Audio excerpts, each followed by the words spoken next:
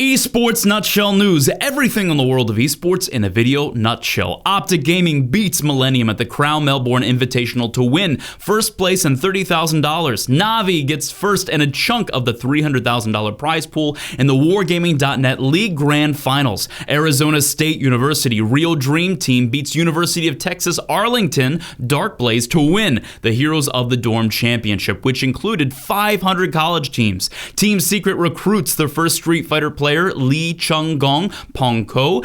Complexity's Counter Strike division replaces Roca with Surreal. Cloud9 Counter Strike division drops Freakazoid from the starting roster.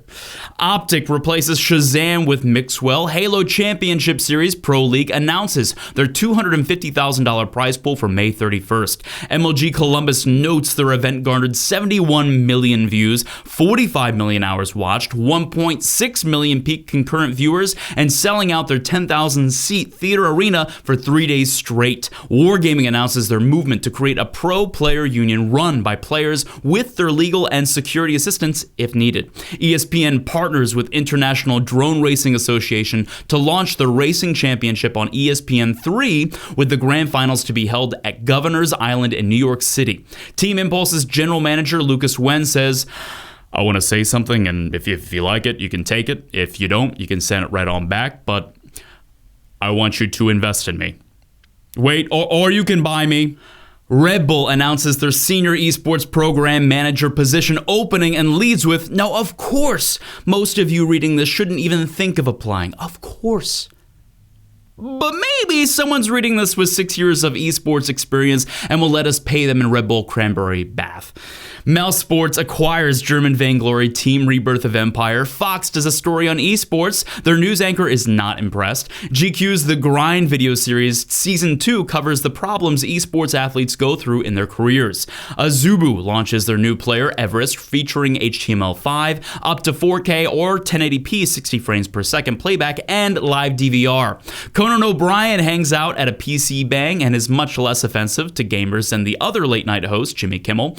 And equally as awkward, IGN Esports Today launches on Turner-owned Bleacher Report Radio, Sirius XM, weekdays 7 to 8 p.m. Eastern Time, with host Kevin Knock, including a call-in portion, news, analysis, and interviews. European StarCraft players Marine Lord and DNS are barred from WCS Spring Championship as they are investigated for win trading. EULCS team H2K is purchased by various investors, led by Susan Tully, former CFO for Kanye West Company, now CEO for this organization. Former H2K owner Richard Wells will move to Chief Gaming Officer.